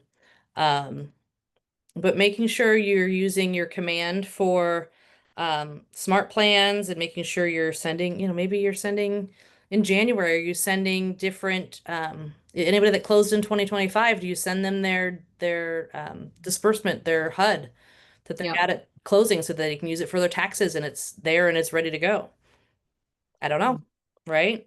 But you could use those, or hey, here's what happened in the market in 2025 stuff, right? Just different things like that you want to keep top of mind. Home anniversary cards are always a good one, So if they bought a house in November, next November, happy home anniversary. Maybe it's not a marriage anniversary, it's a home anniversary, right? One of the things that it talks about in here is what if a seller moves away from your area? Do you stop talking to them? No. No? How do you keep in touch with them? Well, I still send them the birthday cards, anniversary cards, maybe send them something depending on what state they're in, Mm-hmm. Mhm. Just a little reminder. Yeah. Well, you Social can have media as it. well. Say that again. I didn't hear you. Social media as well. Social media, yep. Yeah, why would we want to stay in touch with somebody that doesn't live in our area anymore? Because they would have a referral for you in their area or have somebody moving back here because they were here once, so they have friends and family here. Right? So they know somebody here. So when you're setting up your smart plans and your DTD2s and your 36 touch programs, you don't have to have everybody in your database on the same system, by the way, in case you didn't know. You could have, I wouldn't have 100 different systems, but I might have a out of state or previous client out of state smart plan that just talks about the market as in the country, and maybe it's house tips and it's that time of year and it's turn back the clock time or whatever that's applicable to everybody, right? And then maybe I have my smart plan for the people that are looking to buy or sell in the next maybe 12 months. So maybe it's a little bit more statistical about the market and what's going on in the market. Maybe it's curb appeal, maybe it's um here's how to, spruce up your home and increase value for less money type tips, those types of things. If they're more current buyers, maybe you've got a bunch of people from open houses that are renters. Maybe you've got a rental smart plan, right? You can have different categories depending on what's heavy in your database. Um, you don't have to have everybody on the exact same 36 touch program. You can have them on different ones. Again, I wouldn't do 100 different ones because then you're going to get overwhelmed. But you could have different categories, and then you just tag them in command in your database. You tag them, and then if you didn't know, smart plans do have I think it's called a trigger is the thing, so that when you tag it a certain thing, it automatically starts that smart plan. So you don't even have to go and click the button to start the smart plan. So you can set up the tag or the trigger that says, so if I mark it renter, they get started on this smart plan automatically, and it just starts going. So you can skip a step. So just a thought. All right, so there's that life of the lead. So you don't want to miss out on all of these people. So you want to stay in touch all of these times. So I just kind of wanted to remind everybody of that. Build your business in your downline. Are you keeping in touch with the agents on the other side? Are you following up with those agents? Hey, I really loved working with you. You helped make this transaction completely seamless. I'd love to introduce you to our team leader or go out to lunch or send your team leader their name and contact information to build that profit share and that downline that you have at Keller Williams. Or maybe it's not even to just get them to Keller Williams. Maybe it's just to have an agent to agent professional relationship, so that when you go to do a deal with them next time and you're looking at two different offers, you can say, I really had a great experience working with this agent. This agent over here had a horrible experience. And if everything else is the same, maybe the agent makes the difference. I literally had an agent one time tell me they chose me because my paperwork was in better shape, even though the other offer was higher. Yeah. Because they're like, yeah, you just looked like you knew what you were doing. It was going to be an easy transaction, and that's what the seller wanted. Had nothing to do with the money. So having that partnership and that relationship with the other agent on the other side is going to be of value to you. So, and maybe it's referrals too. So keeping track of those agents, maybe, like in our city, we have two states, right? We have Kansas and Missouri. So maybe they end up they aren't licensed on both sides. A lot of agents are, but not all of them. So maybe they say, hey, I loved working with you. I'm going to, send you my Missouri client because I'm not licensed in Missouri. So you could set up that too. So those are different ways that you can use that for sure. I believe they talked about profit share earlier in Ignite in your sessions, correct? So we don't need to spend a lot of time on that, but I don't know, does your office have, your market center have an easy way for you to connect agents with your team leader? If not, maybe you need to figure out one. Like, hey, this was a great agent. I know back in the day, those of us have been along when we would write our green sheets, there was a little checkbox to have the team leader contact them. I don't know that that's still there because now that I coach full time, I'm not in there as often as I used to be. So I don't know if that's still there, but just something to think about. Inviting them to a training at your market center. Our trainings are open to other agents, even if they aren't Keller Williams agents. So you can invite them and then they'll be like, oh, our office doesn't do this kind of training or this kind of class or whatever. So those kinds of things to get those agent referrals and that downline growth. So different ways to follow up throughout the transaction. We're going to scroll through this because we're going to move on to the next day. Woohoo! Now we're going to talk about planning your future. So now we are officially in day 20's part of your participant guide, and we're going to set your sights on a big future. So how you think matters. How you think in the beginning really matters. So if you are new, if you are already down on yourself and telling yourself you can't, guess what? You're going to prove yourself right. That's just kind of how the brain works. You just whatever you tell yourself, you are going to prove yourself right. It's kind of like Google. You ever Google something and then turn around and Google the other side of your opinion? Like, I think, water is green. And you'll find a whole bunch of facts that prove that. And then you put in, I think water is blue. And then you're gonna find a whole bunch of facts that proves you can prove anything right or wrong if you put in the right question. So your brain matters. So if you are talking yourself and telling yourself horrible things about how you are doing, or if you're not doing what you're supposed to be doing, or you're never going to succeed in this business or whatever, you are going to prove yourself right, even if that is not your intention. So we are on page 20.3 of your participant guide. We've talked a lot about mindset in Ignite. My question is how has your mindset changed throughout Ignite? From the beginning, where you started and where you are now that we're almost through, where's your brain? What's your mind thinking? Has anybody had any changes of brain and how they think? Well, the reason why I took this class was because I I can get pretty lax because I think I've encountered everything and I just wanted a refresher. Yeah. So, Yep. And that sounds like what Lindsay put on her message in the chat too, is that lots of refreshers. uh-huh. Did you learn anything different this time than you didn't know before? Are you talking to Lindsay? Either, everybody? Well, I've never taken Ignite before. Oh, okay. I've taught it. I've Well, taught. when you said the- refresher, I was thinking you'd taken it before, so I was thinking. Oh, no, just a refresher of the industry itself. Oh, I see. Yeah. Okay. Mhm. Sorry, my misunderstanding. So did you learn something? Oh, I learned all kinds of things because, Good. and things I should already know, but Mhm. we get very passive, so. Yeah. Mhm. Yep. Yep. More about Canva. Yeah, I heard Yeah. that there was a whole Canva session. I didn't know they were going to do a whole Canva session. That's really Yeah. not part of Ignite, but they did one, so Yeah, that's I probably did. helpful. Mhm.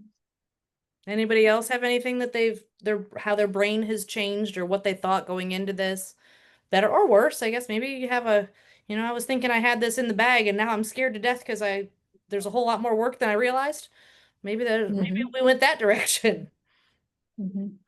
Yeah, certainly inspired, motivated. Everybody that's came and talked, it just gives you inspiration. A lot of philosophy and mindset, which I really wasn't expecting, to Mm-hmm. be honest with you. So yeah, that was a definitely inspired. Yeah, it's inspired me that hey, if y'all can do it, so can I. Mm-hmm. Mhm. That's good. Mhm. That's good. I like that. I think it goes to show the Yakima chapter stays very up to date on trainings. I don't know what the Yakima chapter is. Yeah, I think that's in bold. Isn't Yakima in bold? I don't know. I don't know, but okay. Well, I'm glad that we've had some learning and that's gone well. Um, Yakima, Washington, we train a lot. Yep, that's good. oh, okay. It's a city. I didn't know. I've never heard of Yakima, so I learned something new today. Mhm. So, mindset matters. Are you aligned with your heart? Are you ready to take action to have a successful day? We've talked a lot about mindset, like you said. It's one of those, do you start your day in the right frame of mind to take on the day? Are you taking it on like this is my business and I'm going to go have a successful day and accomplish what I say I'm going to accomplish? Are you taking it on proactively? Does anybody use affirmations, goal worksheets, 135s, 411s? Anybody use any of that type of thing to keep your brain Yes, straight?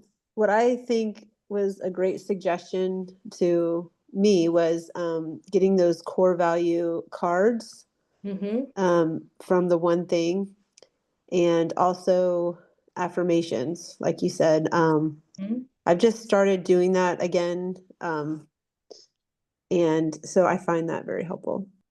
Nice. Good. I have an affirmations app because I'm really horrible about talking nice to myself, and so I force myself to read what it tells me, even if I don't always believe it. I just force myself to read what it says to me because I am really bad at doing affirmations, so I use an app to prompt me. Mhm. So, um, anybody else have any thoughts on? One thing I have every other Tuesday at 9:30, I have coffee with 7 other agents from different brokerages. Mm-hmm. And we started it to bounce ideas off each other. Okay, I had this horrible inspector, I had this whatever, what has happened in your transactions and how did you get out of it and how did you take care of it? Just Mm-hmm. conversation. And it's turned into a positive, well, that's what brought it to my attention was the affirmations, because now it's become a support group, Mm-hmm. basically. Nice. And Nice. it's huge. I mean, one can say, this is what happened to me, and I've got that same thing coming up, and you mean it just affirms what you're doing is right, or what you're struggling with, and you have a solution with them. Yeah. So, I mean, if anybody, and I mean, networking groups, but this isn't really a networking group. This is a, like I said, started out as just to bounce ideas off each other, and it's become very valuable. So. Good. That's good. I love that. I absolutely love that. Mhm. All right. I'm gonna And go. like I said, it's different brokerages, so we get Yeah, different. that's even better. That's even better. That's the reason why we did it, was because we didn't want just to have a click. It was to have, Mhm. yeah. Mhm. A variety of thought processes.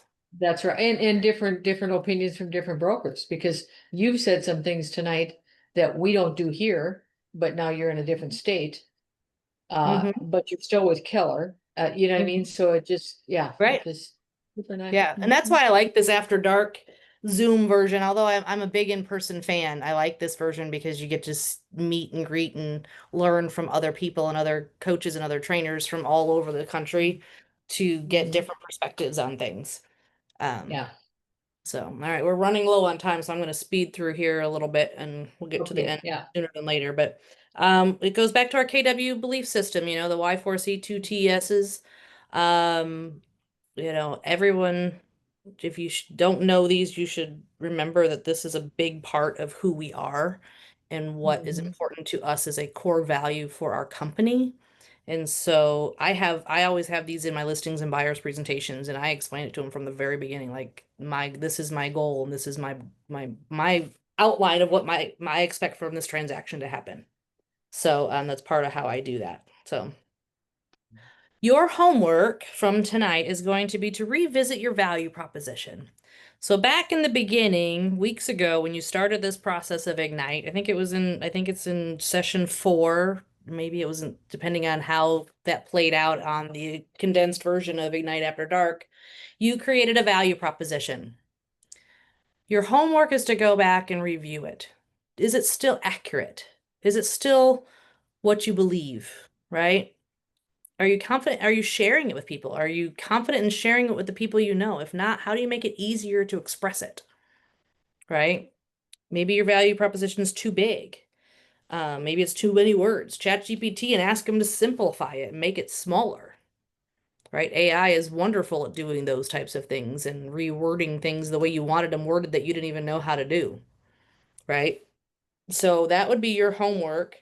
to revisit your value proposition, and then to also revisit your big life and your that was on session one. So what does your big life look like? Anybody want to share what their big life looked like in the beginning and maybe what they think their big life looks like now and maybe it's changed now that you have some facts and figures and process and systems in place to be able to make it happen? That's one of the sessions that I have to revisit because I was out of town that first week it started. So I had Mhm. those 3 sessions to revisit. So I don't have that. Mhm. All right. Well, and the nice thing about these big whys, the big life, the big, your value proposition, all those things is that it doesn't mean just because you wrote it down the first time that it has to stay that way forever.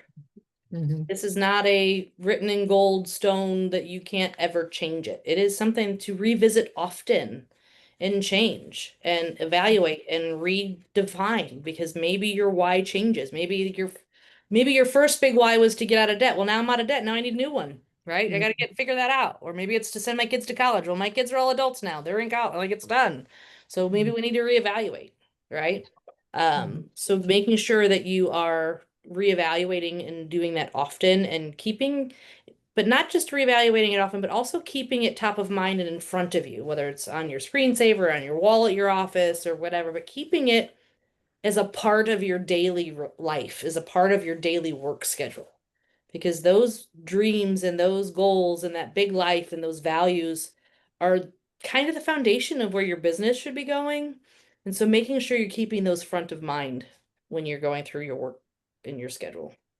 Well, I had said this earlier about the core values, but Mm-hmm. that's part of the motivation of doing what motivates you Mm-hmm. and what is it that really drives you, what's your priority, what's going to make you not only just stand out to other people but really what really puts fire under fire in your belly to get out there and go out there and do it. And so like for me, I couldn't just pick because it was suggested to do pick three.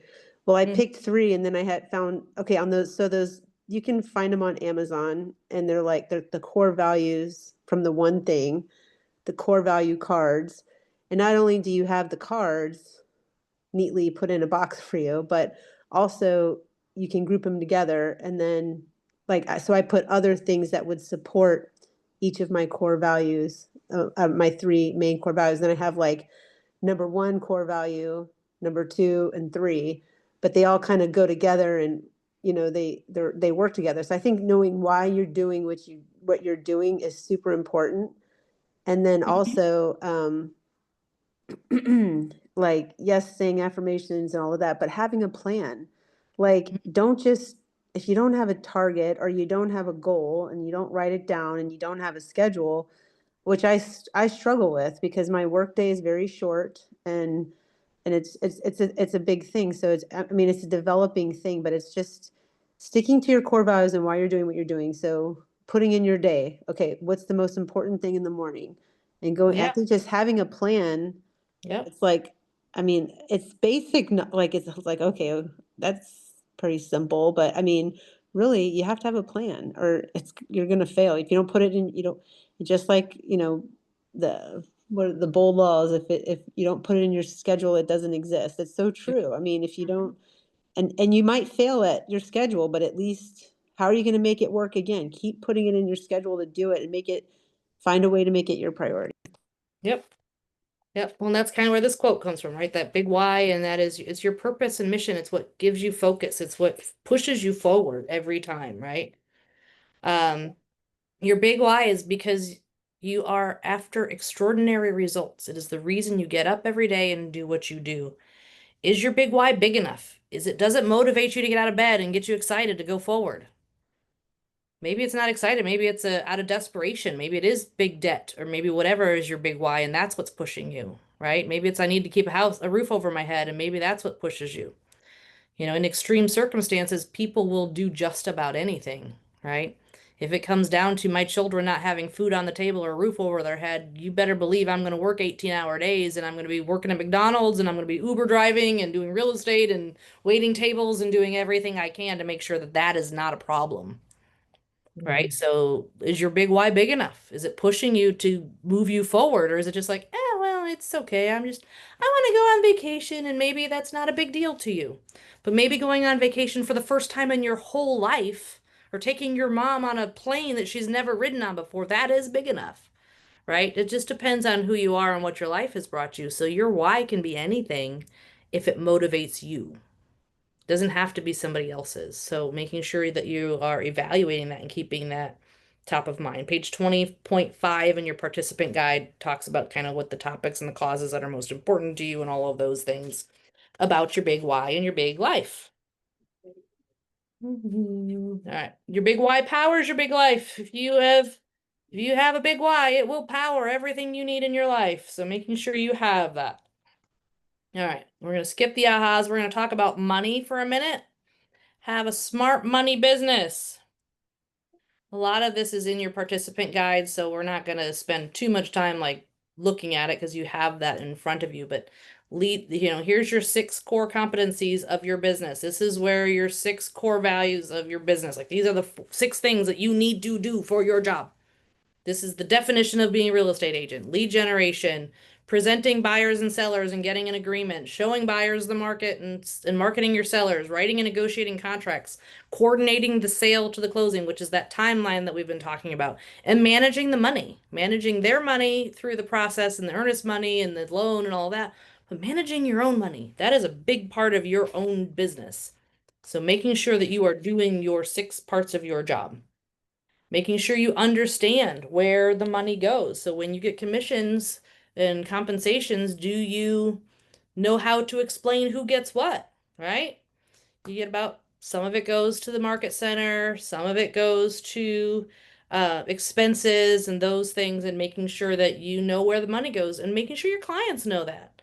So that they don't think you're just walking around rich all the time, right? Making sure that they know this is the piece of the dollar bill that feeds my family, right? This is the piece that pays for college and puts the roof over my head. So that's how that works.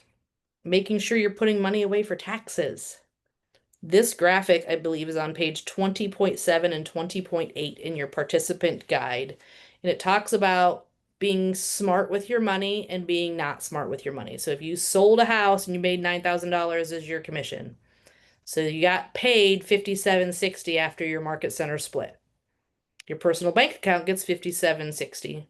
Jessica's wallet gets $57.60. Or do you get paid $9,000? You get the check for $57.60. Your business account gets $17.28. Your personal account gets $40.32, and then you move some of it to a tax savings account for self-employment tax and federal taxes, and then your wallet is only $24.19. Right? I know earlier on you did some things with your net income worksheets and all of that. A very, very simple way to divide your big commission check is, or your check after you get it's after you get your company split out of there. If you take that, 40% goes to profit, 30% to taxes, and 30% to business expenses. It's the simplest way to divide your money and to make sure. So if you have 3 accounts from the check that comes in from your market center, 40% goes to your personal account, 30% to taxes, and 30% gets put away for business expenses. And that's how you divide it to make it the simplest, easiest way to do money. So money is good for the good it can do. That's a Gary Keller saying. This is the purpose of our business, right? It's all about the profit, but it's about what we can do with that profit. This is an interesting graphic. So it's the income that comes in, the expenses that go out, and the profit is what's left. Or the profit is your goal, and then you add your expenses, and then you add to your income, right? So it depends on how you want to look at the picture, whether it's income or profit and how you look at it. I recently had a client that coaching agent. She's like, well, I'm really good at tracking the money that I have spent, but she's not really good at planning the money to spend for the future and budgeting for the future. And all of a sudden, she's like, well, my bank account's empty. She's like, but I've tracked everything that I've spent, but you haven't planned for that future, right? So making sure you know how many houses you need to sell and how much money you need to come in to get you where you want to be, and making sure you understand the difference between profit and income and expenses. This is on 20.9 in your participant guide for you, and we are really running out of time. I'm sorry, I talked too much.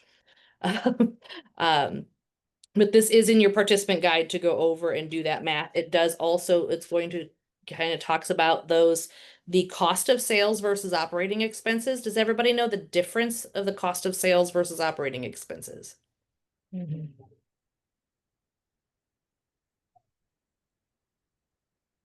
If you do not, just for a brief. So- Cost of sale is basically what your it's a referral agreement. Maybe you have a buyer's agent, whatever. Operating expenses are your marketing, your office rent, your all that stuff. Cost of sales are what it costs for you to transact the business, i.e. like your broker split coaching fees and the like that are part of your marketing agreement. The business or your expenses are going to be like your monthly dues to the brokerage, as well as all your dues for NAR and your board membership and, like you said, marketing and whatnot. Yeah. The simplest way that I can explain it to most people, so for those that struggle with this thing, just as a simple thing, a cost of sale is you don't pay it if you don't sell anything. You're not paying a transaction coordinator if you don't sell anything. You're not paying your market center if you're not selling anything. You're not paying any referral fees or commission splits if you're not actually closing any deals. So cost of sale comes when you sell a house, when you close a transaction. And operating expenses, you owe that money regardless of whether you're selling houses or not. So if you have an office bill, you have board dues, you have licensing fees, you're paying for insurance, you're paying your car payment, the things that you need to stay in business regardless of whether or not you are selling houses or not. That's the simplest way to look at the difference. So when you look at things that you're spending in your budgeting, cost of sales come out when you close a transaction. Operating expenses come out even when you're not closing transactions. So, some of the best practices for this, and it's on page 20.9 in your participant guide, is there's a whole checklist here: gaining clarity on your big why, setting your personal and business budgets, making sure you know, downloading the MREA chart of accounts, purchase and download tax accounting software, hire an accountant or CPA to help you with those things. If you are not good at this stuff, that would be me. If you are not good at the math and the money and the keeping track and all of that, hire somebody.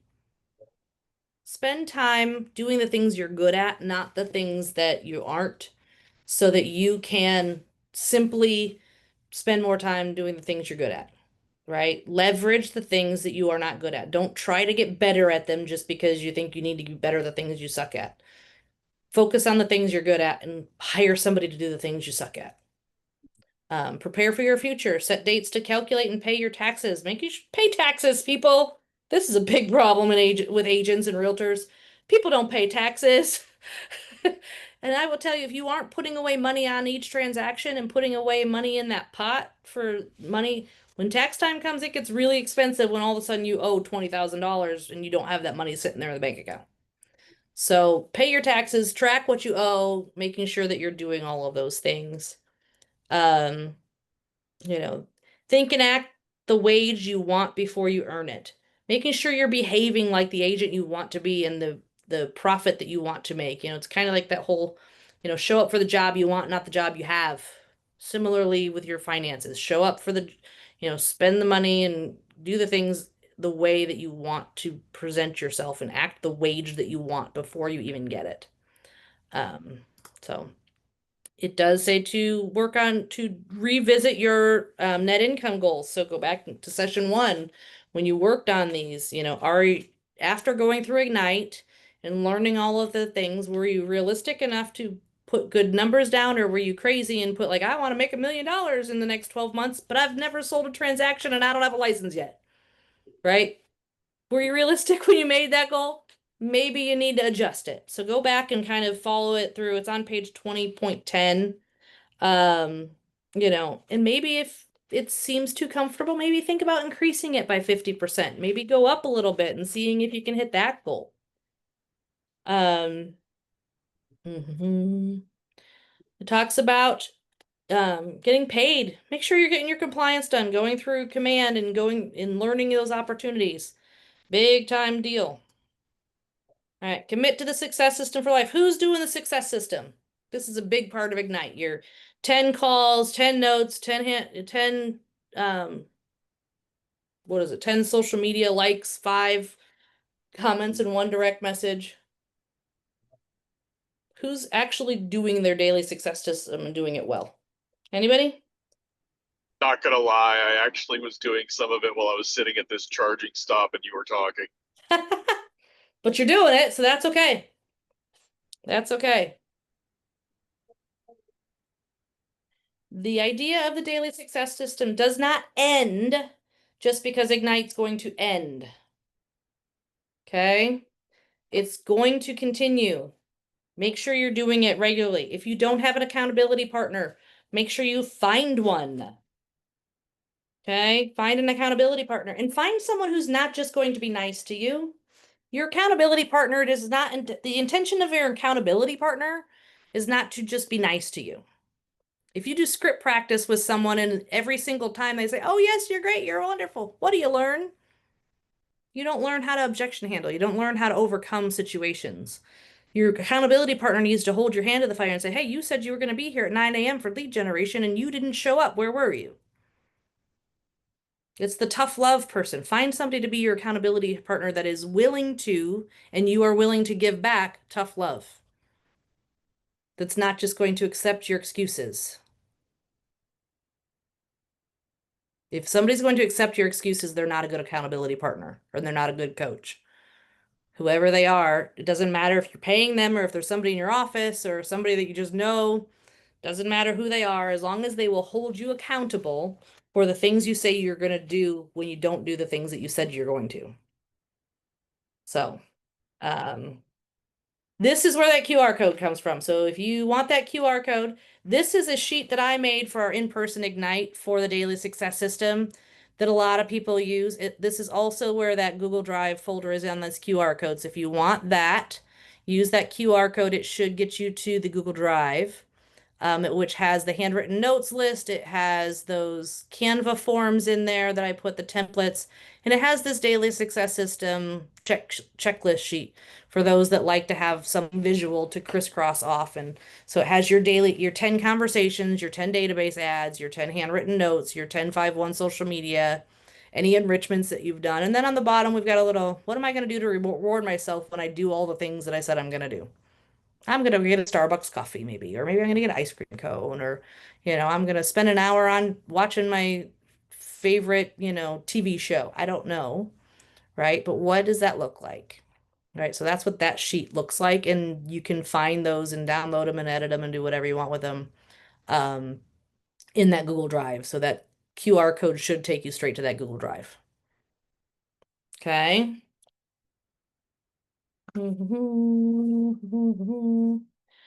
Being learning based and I think that's what this is. Is that where we're on? I think I've got the importance of accountability. We kind of talked about that. Your 6 personal perspectives, different tools to use for your accountability, 411s, time blocking. The one thing is great for that. Designing your future self, knowing about your market, making sure you are learning based. Be learning based, but be activity focused. Learn, but don't spend all of your time learning. You can be the smartest agent in the room and be broke. So making sure you're being smart about what you're learning. I don't need to know how to sell $1 million houses if I'm only selling $150,000 houses, so there's no reason for me to be in a $1 million mastermind. Right? Making sure you're spending your time doing the right things and not just all the things. Going to family reunion, that's a huge thing. It's a great place to network and get referral agents across the country. Reading the Millionaire Real Estate Agent book, The Shift, one thing. We've got a huge library of things that Gary Keller has given us. Knowing your market and what's going on in your area. Always be learning. Always, always be learning. Here's some different courses that are available. These are listed out in your participant guide, by the way. They should be all in there, so you don't have to stress about writing them all down, but it is written out in your participant guide. And some of the mindset accountability classes that Keller Williams offers, some sales and skills, some videos, um, diversity, inclusion, the color of real estate, unconscious bias, the different distinctions, command, all of those things. These are all available to you. Use them. If your market center doesn't offer them, find them on command, find them on YouTube, find them somewhere in Kansas City to come and take them and come and say hi. I don't know. Do all of those things. Plan for your learning. Look at your next year. 2026 is right around the corner. And so plan your next year out and when you're going to go to all of the different things. I know I talk too much. I'm sorry. They had me do 2 classes in one night. I don't know how I'm supposed to do that in 2 hours. Um, so make sure you're planned for your day, your mission to build careers worth having, businesses worth owning. This is a big part of what we're doing. Building, careers worth having and businesses worth owning. It's a big, big deal. Another quote for you, get real about your situation, get right about what you're doing. Design your future. This is all of those things. So big part of your homework, making sure now that you've gone through Ignite and you've learned all of the things, go back and review and make sure you adjust and adapt your value proposition, your big whys, your goals. How many transactions do you need for 2026? We are feeding 2026 right now. If you haven't heard, what you're doing today is what feeds you in 90 days. And 90 days from now is February. So if you're not working your business now and lead generating now, you're going to be broke in January and February. So making sure that you continue to do the work over the holidays and making sure that's all done. And I made it through the end, and I know the end was very, very fast. I might actually add my PowerPoint to that Google Drive so you can just see all the slides that I used, and I'll just put it right in that Google Drive. That way you'll have that too. And if you have any questions, I'll have my email and my phone number and things in there as well, so you can get a hold of me. I can put it here too if you want it now. I'll give you so it's mistywelter@kw.com, and my phone number is in here. If you ever need anything, or if you're heading to Kansas City for any reason, feel free to reach out. I apologize for my long-windedness and going over time, but I appreciate you all hanging in here. I mean, we managed to hold on to 21 of you until the end, so but I am done unless anybody's got anything they want to talk about or any questions they want to add on here to the end, or I know I'm over, so I understand that too. But any ahas, thoughts, questions, ideas, something you want me to back up and look at real quick, or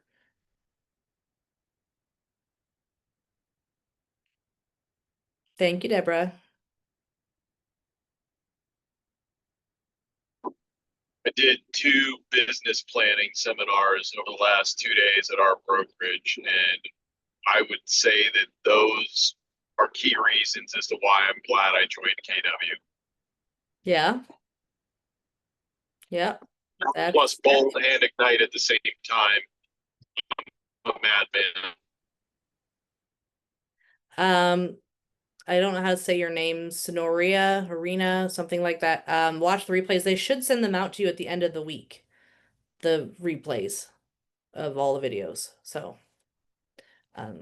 yeah, the business planning is a huge thing. I was a home stager before I was at Keller Williams, and had I known what I know now about business planning and budgeting and setting money aside for taxes and all of that stuff, I might still be a home stager because I was a horrible business person back then. I didn't know anything, and I was literally just money was coming in. I was like that first example, right? The money was coming in, I was just spending it.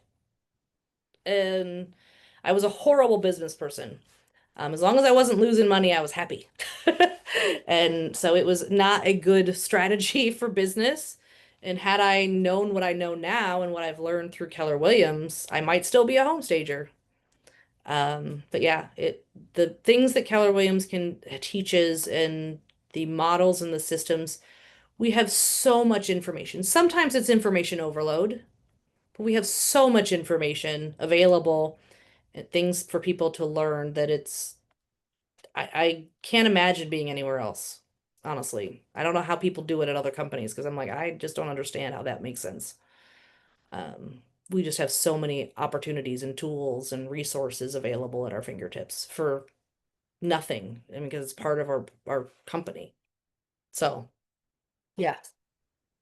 Any other thoughts, ahas, or anything that anybody that's still on here hanging out with me? Anybody else want to say hi? I see you, Brian. I see your name on there. Brian's in my market center. Rebecca's in my market center. I'm scrolling the names down. I haven't looked at all the names and who's on here or not tonight. So I had no idea. So anyone?